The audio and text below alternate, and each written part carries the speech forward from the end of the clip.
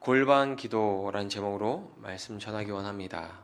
오늘부터 금요일 기도의 시간에 기도에 대한 주제로 5주 정도 말씀을 나누려고 합니다. 여러분, 기도는 누구한테 드리는 걸까요? 우리 주일학교에서나 하는 질문이죠. 여러분, 우리 기도는 누구한테 드리는 걸까요? 하나님이죠. 그런데 우리는 기도하면서 하나님보다 사람들의 눈치를 더 보고 있지 않습니까?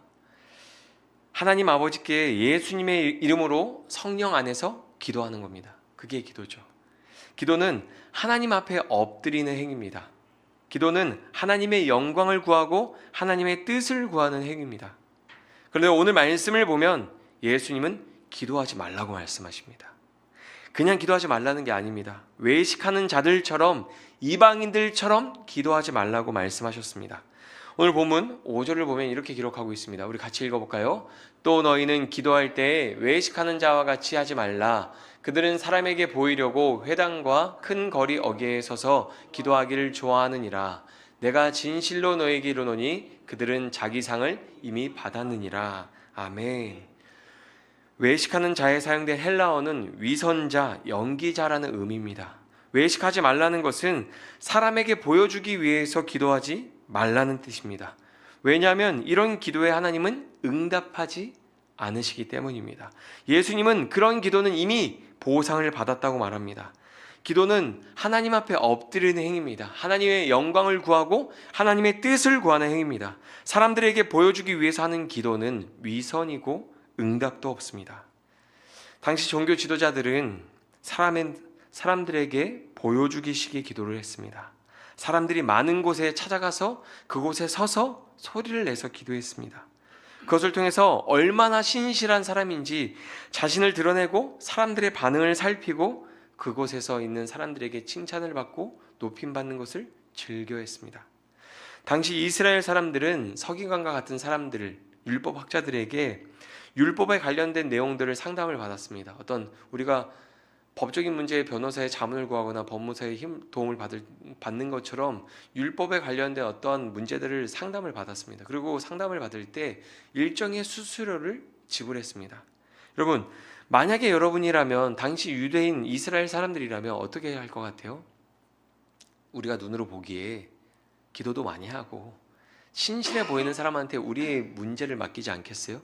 여러분, 그냥 아무한테나 가서 저의 기도 제목 좀 들어주세요 하고 기도 제목 이야기하겠어요? 아니면 평상시에 계속 기도하고 신실해 보이는 사람한테 가서 기도 제목을 얘기하겠어요? 신실해 보이고 기도하는 사람한테 가서 이야기하겠죠. 종교 지도자를 당시 많은 사람들 앞에 서서 소리내서 기도하고 자신의 어떤 신실하심을 드러내고 기도했던 것들은 사람들에게 칭찬받고 높임받는 것을 즐겨했기 때문이고, 그것이 자기에게 어떠한 수입이 되는 그런 일들이었기 때문에 그렇게 기도했던 것이죠. 기도를 즐거워한 게 아니에요. 기도하는 시간을 즐거워한 게 아닙니다. 사람들의 반응과 칭찬과 높임 받는 것을 즐거워했던 거예요. 이렇게 기도할 때 사람들이 보고 기도하나 봐, 너무 신실하다, 이런 칭찬과 사람들이 막 이렇게 높여주는 말들을 즐거워했던 거예요. 그래서 기도의 자리에서 기도했던 겁니다. 당시 사람들이 기도를 자주 했던 것은 하나님과 친밀한 교제를 즐거워하기보다는 사람들의 반응을 즐거워했기 때문입니다. 예수님은 그런 기도에 하나님의 응답은 없다고 칼같이 이야기하시죠. 왜냐하면 이미 이 땅에서 사람들에게 보상을 받았기 때문입니다. 예수님은 사람들에게 칭찬을 받고 사람들에게 높임을 받음으로 더 이상 그 사람은 하나님에게 받을 것이 없다라고 말씀하셨습니다. 이런 외식하는 기도는 응답도 없을 뿐만이 아니라 큰 손해죠. 사람들에게 아무리 큰 보상을 받더라도 하나님이 주시는 부스러기만 못합니다. 여러분 믿으십니까? 이 세상에서 사람들이 아무리 큰 보상을 나에게 줄 수 있다고 할지라도 하나님이 주시는 부스러기만 못합니다. 기도나 예배를 통해서 우리가 주목해야 하는 것은 사람들의 반응이 아닙니다. 기도와 예배를 통해서 우리는 누구를 주목해야 합니까?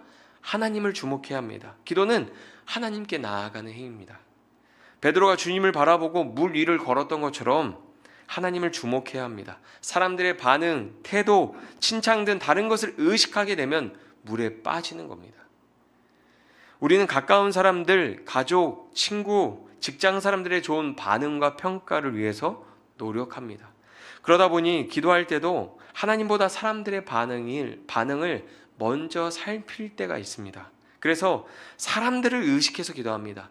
하나님을 주목해서 하나님 앞에 기도해야 하는데 사람들을 의식해서 기도합니다. 사람들 때문에 조용히 기도하기도 하고 사람들 때문에 소리내서 기도하기도 합니다. 기도할 때 하나님을 주목해야 합니다. 기도할 때조차도 하나님을 주목하지 못한다면 세상에 나아가 사람들 사이에서 어떻게 하나님을 주목할 수 있을까요? 여러분 그렇지 않겠어요? 우리가 기도는 하나님 앞에 엎드리는 행위잖아요. 하나님 앞에 주목하는 시간이잖아요.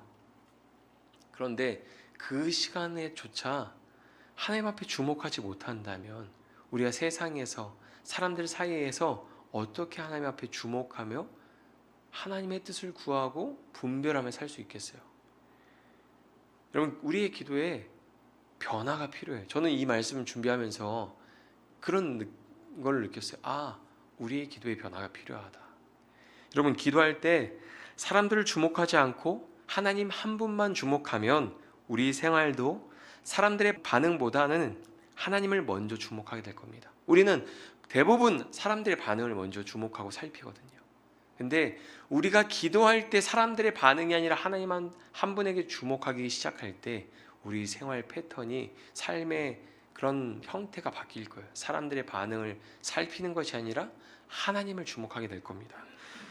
우리 지난 주일날 읽었던 말씀인데요. 사도행전 4장 19절에 보면 이런 말씀이 있습니다. 같이 읽어볼까요?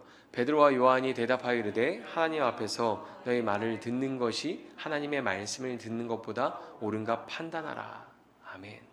여러분 베드로와 요한과 제자들이 오순절 성령을 기다리면서 어떻게 했습니까? 기도했죠. 오로지 기도하기에 힘썼습니다.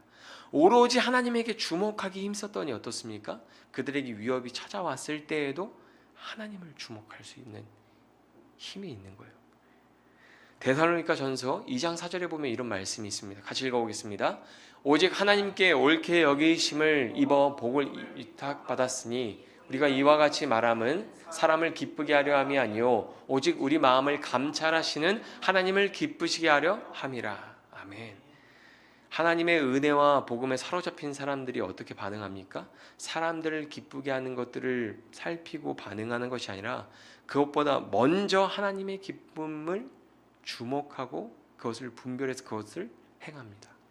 여러분 우리가 기도할 때조차도 사람들의 반응을 살피고 하나님한테 집중하지 못한다면 주목하지 못한다면 우리 생활 속에서도 하나님보다 사람들의 반응과 사람들의 태도를 먼저 주목하게 될 겁니다.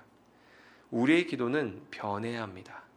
요나서를 통해서 기도의 주어가 나에서 하나님으로 바뀌어야 한다는 걸 배웠습니다. 그리고 오늘 말씀은 사람들을 주목하는 기도가 아니라 하나님을 주목하는 기도로 바뀌어야 한다는 걸 가르쳐 줍니다. 기도가 변해야 삶이 변합니다.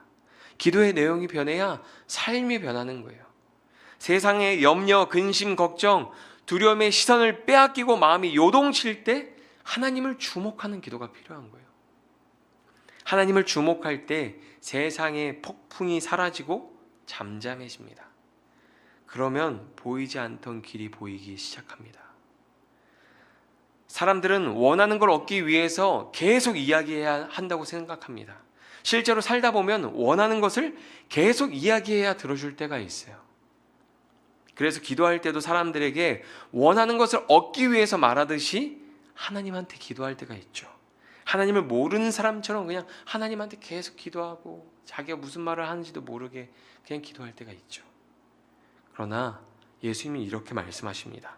오늘 본문 7절에서 8절입니다. 또 기도할 때 이방인과 같이 중언부언하지 말라. 그들은 말을 많이 하여야 들으실 줄 생각하느니라.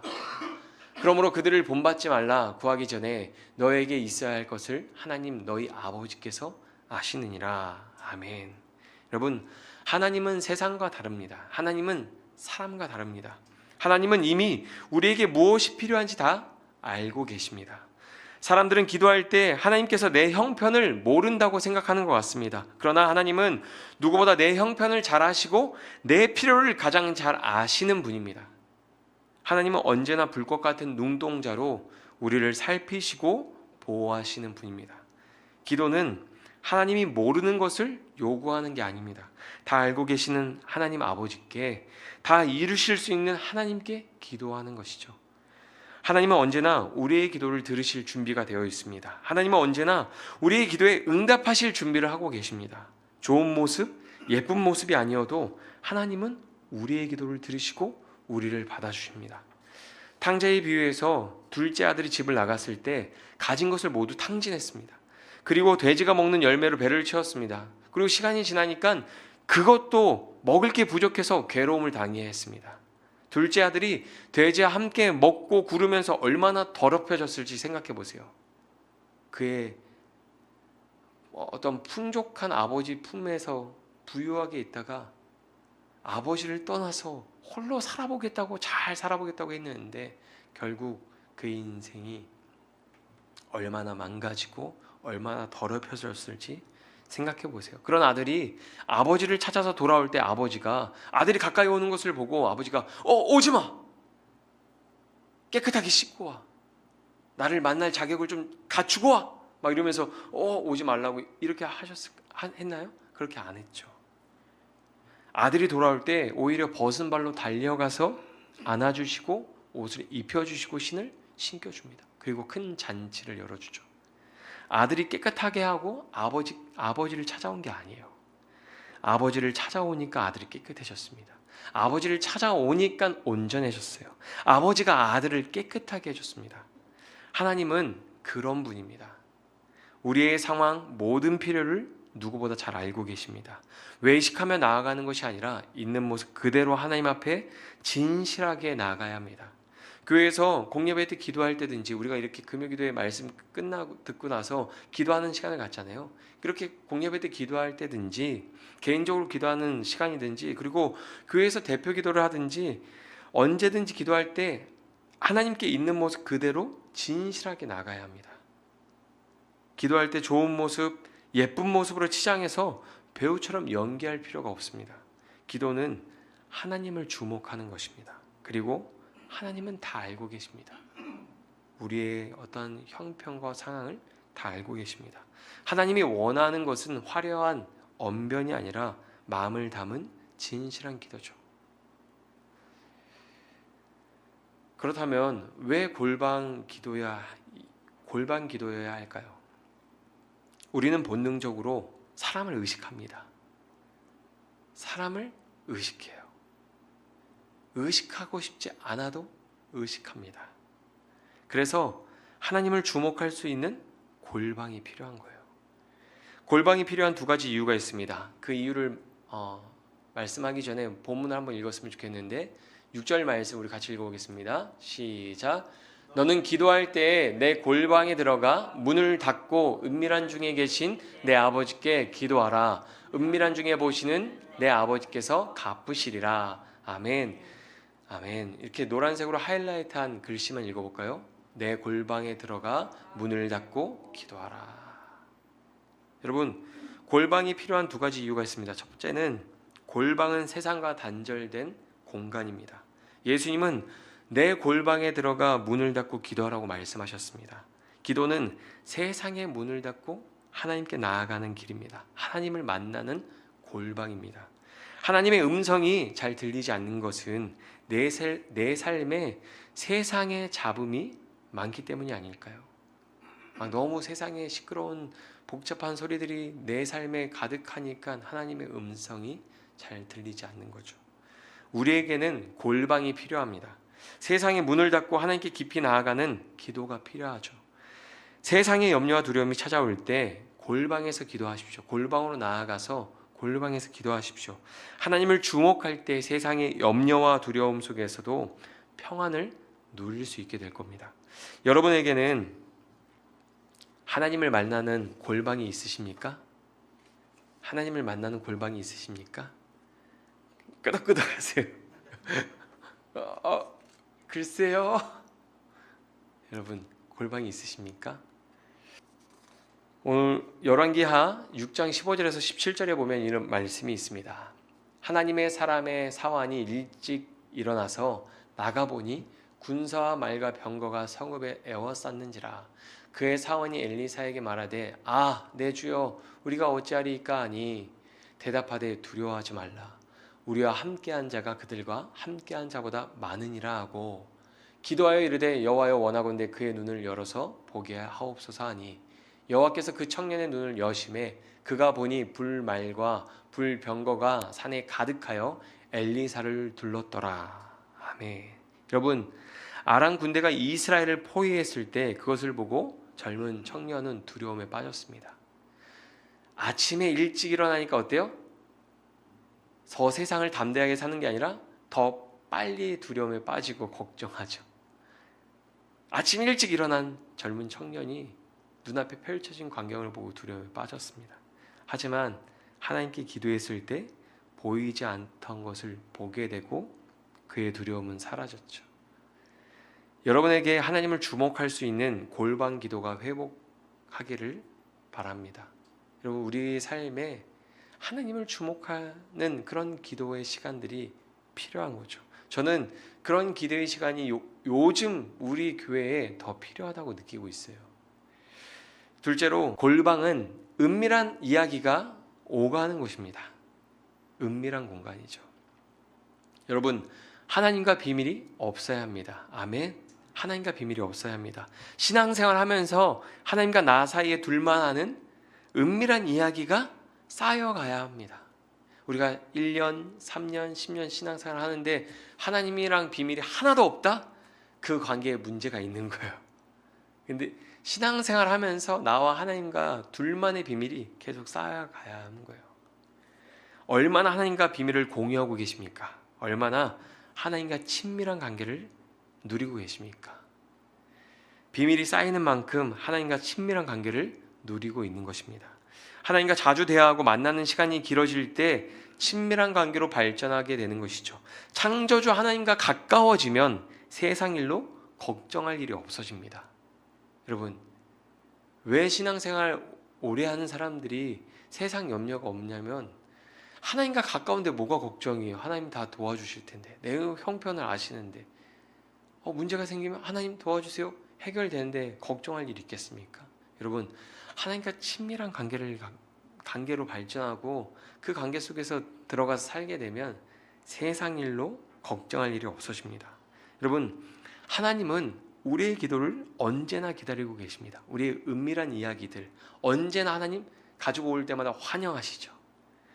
하나님이 우리에게 필요한 것을 다 아시면서도 그냥 주시지 않고 우리의 기도를 기다리시는 이유가 있습니다. 그것은 하나님께서 능력이 부족해서도 아니고 기도에 응답해 주시기 위해서 어떠한 일들을 준비해야 될 필요가 있어서도 아닙니다.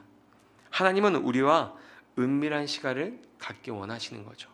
우리의 필요한 모든 것을 다 아셔요. 알면서도 다 해주지 않고 기다리시는 이유가 있어요. 왜요? 우리와 그런 은밀한 시간을 갖기를 원하시는 거죠. 우리와 친밀한 그 교제의 시간을 하나님은 기다리고 계시는 거예요. 탕자의 비유에서 둘째 아들이 아버지를 찾아왔던 것을 기뻐했던 것처럼 하나님은 어떤 상황, 어떤 모습이든지 하나님을 찾아오는 것을 기뻐하십니다. 우리가 하나님 앞에 그렇게 나오는 것을 하나님 기다리고 계시고 기뻐하십니다. 여러분, 최근에 얼마나 하나님과 은밀한 시간을 보내고 계십니까? 하나님과 은밀한 시간이 쌓이지 않는다면 세상 속에서 하나님과 친밀하게 동행할 수 없을 거예요. 여러분이 은밀한 시간을 하나님과 갖고 있지 않다면 세상 속에서 하나님과 친밀하게 동행할 수 없을 거예요. 쉽게 유혹받을 것이고 쉽게 시험에 빠져서 쓰러지고 넘어질 것이고 믿음의 길에서 벗어나서 다른 길을 가게 될 것입니다. 여러분에게 하나님을 주목하는 골방 기도가 회복되기를 축원합니다. 여러분, 따라할까요? 하나님을 주목할 때 세상의 염려와 두려움은 사라진다. 아멘.